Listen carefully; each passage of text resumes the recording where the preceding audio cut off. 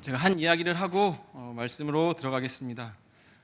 햇살이 따스한 봄날 교회에서 잠시 졸고 있던 목사님에게 주일학교 꼬마아이가 갑자기 나타나 퀴즈라면서 문제 하나를 냈습니다. 목사님, 5 빼기 3은 뭘까요? 목사님은 한참을 생각했습니다. 넌센스 문제 같기도 하고 아니면 무슨 의미가 내포되어 있겠다는 생각도 들었기 때문입니다. 이런저런 생각을 하다가 목사님은 글쎄라고 대답을 했습니다. 이 꼬마는 굉장히 쉬운데 하면서 5 빼기 3은 2예요 라고 했습니다. 목사님이 그 대답을 듣고 피식 웃으며 그 꼬마는 다시 물었습니다. 그런데 목사님, 그 뜻은 무엇일까요? 난데없이 5 빼기 3은 2의 뜻이 무엇인가에 대해 물으니 목사님은 이건 또 뭐야 생각하고 있는데 이 꼬마는 이렇게 말했습니다. 오해를 타인의 입장에서 3번만 더 생각하면 이해가 된다는 뜻입니다. 꼬마는 목사님이 잘 모르는 것 같아서 신이 나서 퀴즈 하나를 더 냈습니다. 목사님, 2 더하기 2는 뭘까요? 목사님은 자신 있게 4라고 대답을 했습니다.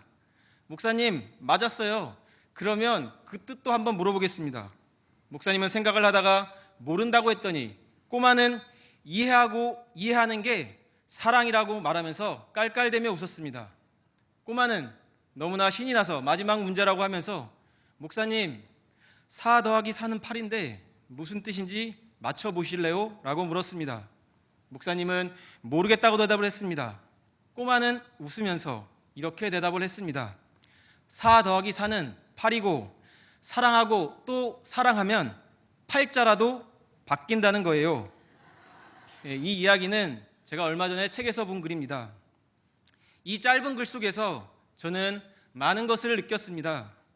그런데 이 글에는 제목이 있습니다. 산수의 미학이라고 합니다.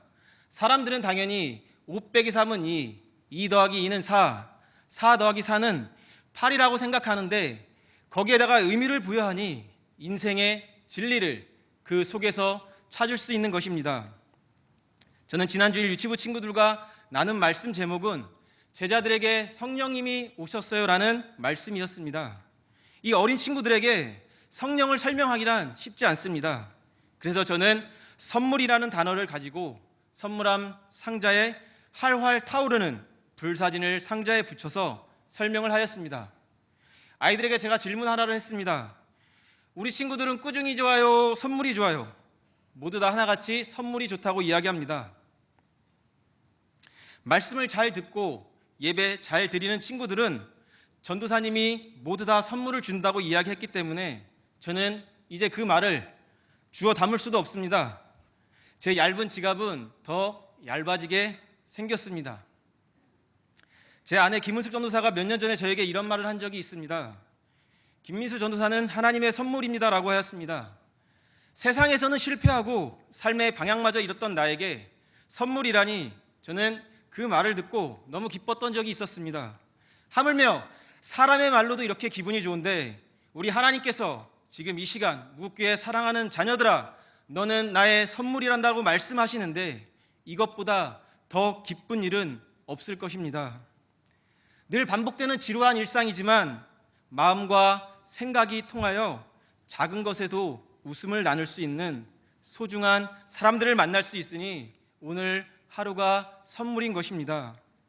늘 실수로 이어지는 날들이지만 믿음과 애정이 가득하여 어떤 일에 변함없이 나를 지켜봐주는 가족이 있으니 오늘 하루가 선물인 것입니다. 오늘 하루가 하나님께서 주신 선물이라는 것을 아는 사람은 내 가족, 내가 만나는 사람, 내가 누리는 모든 것이 하나님께서 주신 선물이라는 것을 아는 사람입니다. 왜 그렇습니까? 오늘 하루라는 개념 속에는, 오늘이라는 선물 속에는 오늘 나와 함께 있는 가족도, 내가 만나는 사람도, 내가 누리는 모든 것도 포함되어 있기 때문입니다. 오늘 본문 말씀에 어떤 부자가 있었습니다. 이 부자의 농사가 풍작이 되었습니다. 얼마나 풍작이 되었는지 기존의 창고로는 부족했습니다. 곡식이 너무 많아서 쌓아둘 곳이 없었습니다. 이건 얼마나 행복한 일입니까? 부자는 이 많은 곡식들로 인해 행복해하며 이렇게 마음을 먹었습니다. 그래, 내가 기존 창고를 헐고 창고를 더 크게 짓고 이 곡식을 쌓아두어야겠다. 이 정도 곡식이면 몇 년은 그냥 쉬고 놀아도 되겠으니 마음껏 즐기며 살자. 그런데 이런 생각을 하고 있는 이 부자에게 하나님께서 찾아오셔서 이렇게 말씀하십니다. 어리석은 자여, 오늘 밤에 내 영혼을 도로 찾으리니 그러면 내 준비한 것이 누구의 것이 되겠느냐. 오늘 본문 말씀 누가복음 12장 20절에서 말씀하고 있습니다. 부자는 당연히 내일이 올 줄 알았습니다. 자신의 생각대로 당연히 더 큰 창고를 지어서 마음껏 즐기며 살 수 있을 줄 알았습니다. 그런데 하나님께서 오늘 밤에 목숨을 거두어 가신다는 것입니다. 다르게 이야기하면 이 부자에게 허락한 선물은 오늘까지라는 것입니다. 부자가 얼마나 당황스럽겠습니까?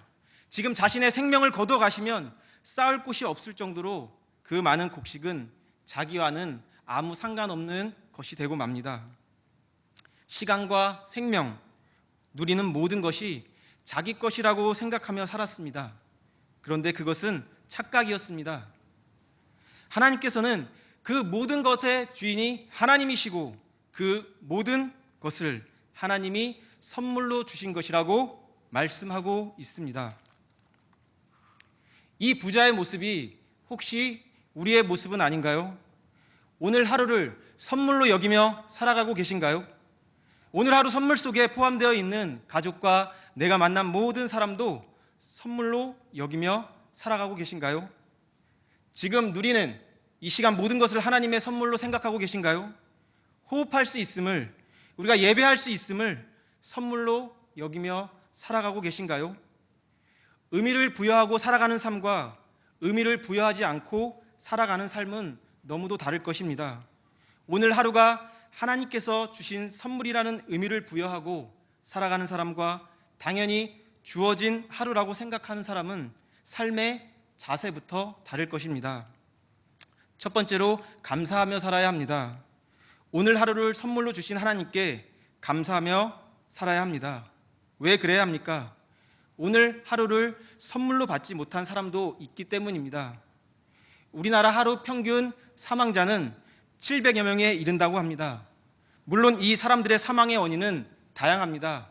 교통사고, 질병, 노환, 기아, 자살 등 여러 가지 원인이 있을 수 있습니다. 하지만 한 가지 공통점은 이 모든 사람들은 내일을 선물로 받지 못했다는 사실입니다. 어제 죽은 사람들의 내일은 바로 우리가 살고 있는 오늘입니다. 누군가 어제 하루라도 더 살기 원했던 내일이 바로 우리가 살고 있는 오늘인 것입니다.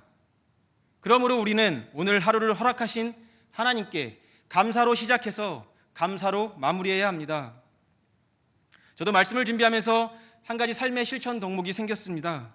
그것은 하루의 첫 시작을 하나님께 감사 기도하는 것입니다. 오늘 저에게 생명 주셔서 이 하루를 허락하심에 대한 감사입니다. 그리고 자기 전에 하나님 앞에 하루의 삶을 지켜주신 것에 대해 감사하는 기도를 실천해 보려고 합니다. 사람들은 무슨 특별한 것이 주어졌을 때만 감사하는 경우가 아주 많습니다. 하지만 감사는 매일 하는 것입니다. 항상 하는 것입니다.